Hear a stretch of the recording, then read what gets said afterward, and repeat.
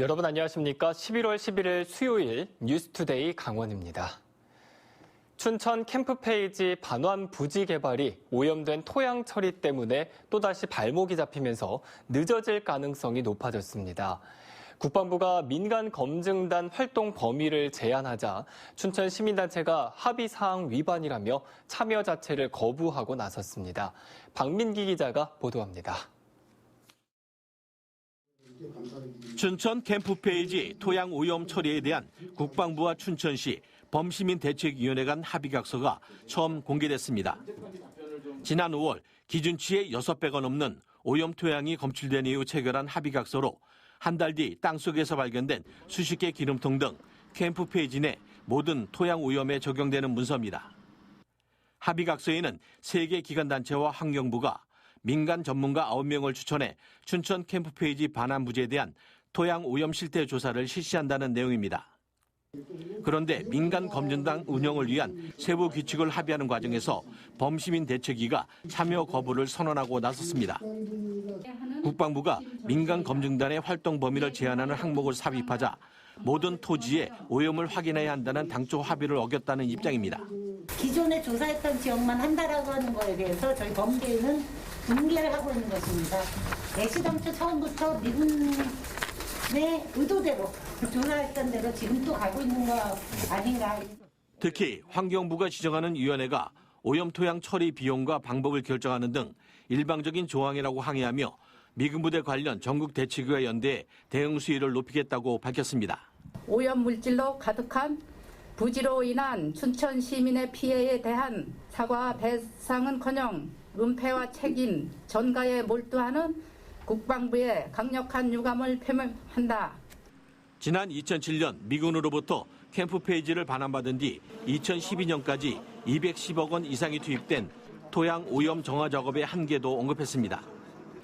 당시에는 전체 반환부지 64만 제곱미터 가운데 5.7%인 3만 6천여 제곱미터만 정화 작업이 이뤄져 토양 오염 실태가 추가로 확인되고 있다며 이번엔 전수 오염 조사가 필요하다고 강조했습니다. 춘천시가 국방부에 1,100억 원이 넘는 부지 대금을 지급을 하고도 10년 가까이 미래의 땅으로만 남아있는 캠프페이지 부지. 토양 오염 처리 범위와 비용 부담 문제가 또다시 캠프페이지 부지 개발에 대한 춘천 시민들의 기대에 찬물을 끼얹고 있습니다. MBC 뉴스 박민기입니다. 춘천 최대 규모의 개발 사업, 이 춘천 동내면 다원지구 개발 사업이 다시 추진되고 있습니다. 시장이 바뀌고 일부 주민이 반발하면서 지지부진하다가 이 초등학교 신설까지 포함된 구체적인 계획안이 나왔습니다. 허주희 기자가 보도합니다. 춘천 도심권에 위치한 동내면 거두리 신촌리 땅입니다. 춘천 지역 최대 규모의 다원지구 도시개발 사업이 예정된 곳입니다. 2008년 춘천 거두 3 택지개발 예정지구로 계획됐다가 3년 만에 철회됐습니다. 이후 진척이 없다가 2016년 12월 LH가 춘천시에 도시개발구역 계획을 제안했고 4년 만인 올해 춘천시는 강원도의 도시개발구역 지정을 요청했습니다. LH의 개발계획 구상은 이렇습니다. 가운데 공원을 중심으로 주택과 초등학교, 상업시설 등이 들어설 예정입니다. 공동주택과 단독주택 총 5,300세대 규모로 예정돼 있습니다. 일부 공동주택은 임대 방식으로, 나머지는 민간 분양과 임대 방식으로 추진될 예정입니다. 초등학교 위치와 용지도 확보된 상태지만 교육부 결정에 따라 신설 여부는 유동적입니다. 개발 면적은 송암 스포츠타운 부지의 6배 정도인 54만 제곱미터가 넘습니다. 사업비는 조성비와 용지 등을 합쳐 모두 2,346억 원으로 예상됩니다. 춘천 지역 최대 규모의 개발 계획이 예정된 곳입니다. 올해 사업이 확정될 경우 사실상 12년 만에 다시 추진되는 겁니다. LH는 춘천시와 협의를 거쳐 최고층 20층 안팎의 친환경 저밀도 방식으로 추진할 예정이라고 밝혔습니다. 이런 난개발을 대비해서 공룡개발이 필요하다는 시하고 도하고의 그런 공감대를 형성을 해서 공룡개발로 개발할 예정이고요. 강원도는 오는 17일 경관위원회에 이어서 다음 달 도시계획위원회 심의에서 승인이 되면 개발 계획을 고시할 예정이라고 밝혔습니다. 내년부터는 실시 설계에 들어가고 내년 하반기 춘천시 인가를 거쳐 토지 보상 절차를 시작할 계획입니다. 이번 달 경관심의 끝나고 다음 주 도시계획위원회를 개최하면은 개발계획 승인이 가능할 것으로 보고 있습니다. 현재 이곳에 살고 있는 주민은 50세대. 3년 전 이 사업이 처음 발표됐을 때 주민 반발이 있었고 대부분이 사유지인 게 변수입니다. 다음 달 강원도에서 최종 승인이 나면 분양 시기는 2023년, 입주 시기는 2025년이 될 것으로 예상됩니다. MBC 뉴스 허주입니다. KT가 관설동 옛 강원본부 자리에 아파트 건설을 추진하고 있는데 원주시가 단구동 부지를 제안했습니다. 이 원주시는 옛 본부를 매입해 시민들을 위한 용도로 활용한다는 계획인데 KT는 거절 의사를 확실히 밝혔습니다. 권기만 기자가 취재했습니다. 원주시가 아파트 건설을 추진하는 KT에 옛 강원본부 대신 건너편에 있는 KT 소유의 단구동 부지를 제안했습니다. 원주천이 보이는 단구동 부지가 우회도로 인근보다 조건이 더 좋고 옛 본부터를 원주시에 매각하면 추가 수익도 기대할 수 있다는 설명입니다. 보다 우수한 입지 여건을 갖출 수 있고 시민들에게 보다 나은 주거 환경을 제공할 수 있고 아파트 공급 시 KT 수익성도 더 커질 거라 판단됩니다. 원주시는 옛 본부 사옥을 매입해 수도권 공공기관 이전 청사와 문화복지시설 등으로 활용한다는 구상입니다. KT는 원주시의 제안을 받아들이기 힘들다는 입장을 밝혔습니다. 벌써 5년째 원주시와 협의하며 사업을 추진해온 상황에 새로운 제안대로 사업을 추진하기에는 불확실성이 크고 설계 등 그동안 추진 과정에 투입된 비용도 적지 않다는 겁니다. 이미 관설부지 공동주택 개발 사업 인허가를 위해서 5년의 시간과 상당한 비용을 투입했고요. 그래서 기업이 정상적으로 경영활동하고 사유재산권을 행사할 수 있도록 개발 사업을 좀 조속히 허가해 주시면 좋을 것 같습니다. 지자체가 민간 사업에 지나치게 참견하는 것이 불만이기는 하지만 사실 KT 입장에서는 허가권을 가진 원주시의 눈치를 볼 수밖에 없습니다. 이런 가운데 만에 하나 KT가 원주시의 제안을 받아들인다 해도 원주시가 아직 구체적인 활용 계획이 없는 부동산을 거액의 예산을 들여 매입하는 것에 대한 부정적인 시각도 있는 만큼 추진 과정에 적지 않은 잡음이 예상됩니다. MBC 뉴스 권기만입니다. 모래가 거의 사라진 동해시 어달 해변에 내년 완공을 목표로 연안 정비 사업이 진행되고 있습니다. 그런데 갑자기 설계가 바뀌어 처음 쓰기로 했던 블럭을 테트라포트, 일명 산바리로 대체하면서 논란이 일고 있습니다. 김영호 기자가 취재했습니다. 동해시 어달 해변입니다. 지난해부터 모래 유실을 막기 위한 연안 정비 공사가 한창입니다. 100억여 원이 투입되는 어달 연안 정비 사업은 440m 길이의 인공 구조물을 바다에 설치하고 모래를 메우는 계획으로 추진 중입니다. 그런데 실험적으로 설치한 블럭이 파도에 움직이는 문제가 생기면서 올해 9월 설계 변경을 통해 공사 자재가 바뀌었습니다. 한 개 무게가 10톤에 달하는 블럭 12개를 넣었는데 한 개가 2m가량 움직여 이탈한 겁니다. 어달해변 연안 정비공사에서는 당초 28억여 원 상당의 블럭 550개를 설치해 강한 파도를 약화시킬 계획이었습니다. 블럭 업체는 시공 잘못으로 블럭이 움직인 것이라며 동해시가 계약 절차를 무시하고 일방적으로 공사 자재를 변경했다고 주장하고 있습니다. 동해시는 강한 파랑에 의해 블럭이 움직인 것으로 나타나 공사 감리단의 종합적인 검토에 따라 바꾼 것이라고 밝혔습니다. 바닷속이 안반으로 돼 있어 현장 특성상 TTP를 설치하는 게 연안 정비 사업 효과를 높일 수 있을 것으로 판단했다는 겁니다. 저희 시에서는 한 차례도 그 자재의 문제라는 답변을 한 적이 없습니다. 현장 여건에 적합하지 못하다는 그 감리단의 기술적인 검토를 통해서 행정 절차를 이행한 다음에 변경 시행을 하게 됐습니다. 동해시 어달 연안 정비공사는 현재 외곽 방파제 설치 작업이 진행 중이며 내년에 수중에 인공 구조물을 넣으면 사업이 완료됩니다. MBC 뉴스 김영호입니다. 개편된 사회적 거리두기 1단계 이상의 격상을 막기 위해 강원도가 오늘부터 중점관리 시설을 대상으로 방역수칙 특별 점검에 나섭니다. 특히 원주 지역의 경우 행정기관의 코로나19 방역 대응과 운영 전반에 대해서도 점검할 계획입니다.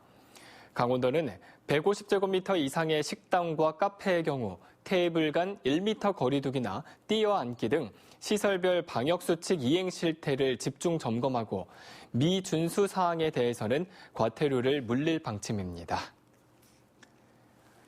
내일로 마스크 의무 착용 계도 기간이 끝남에 따라 영월군이 공공시설에 홍보용 마스크를 추가로 비치합니다.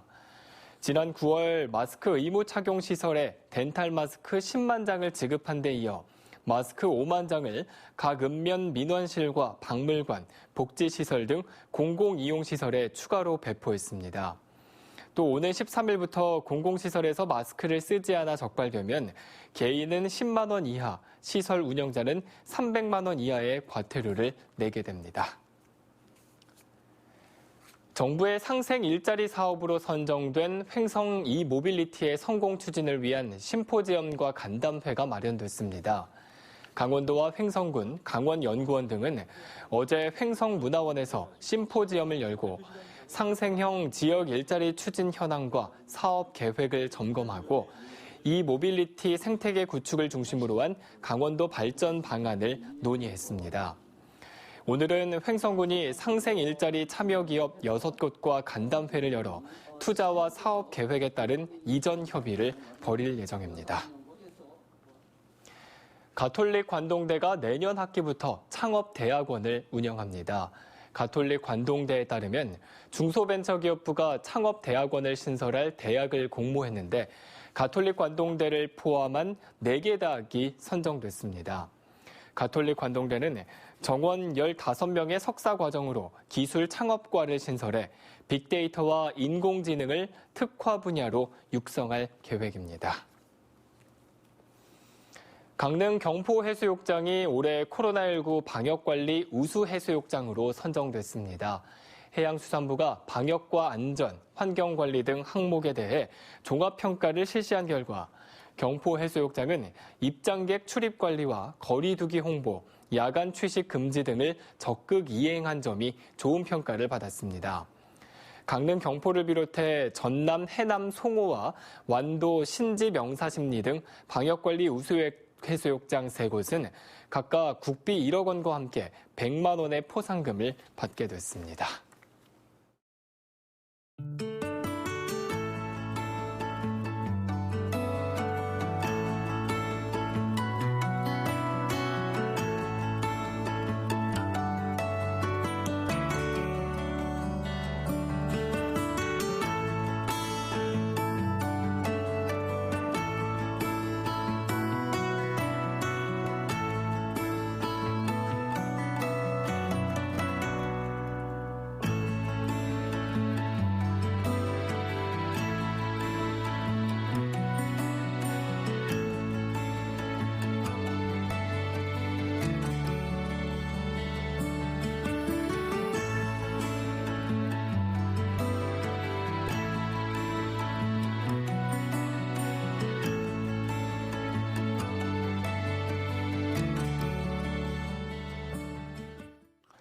접경 지역에서 아프리카 돼지열병에 감염된 야생 멧돼지 폐사체가 잇따라 발견되자 강원도가 야생 멧돼지 소멸화에 나섭니다.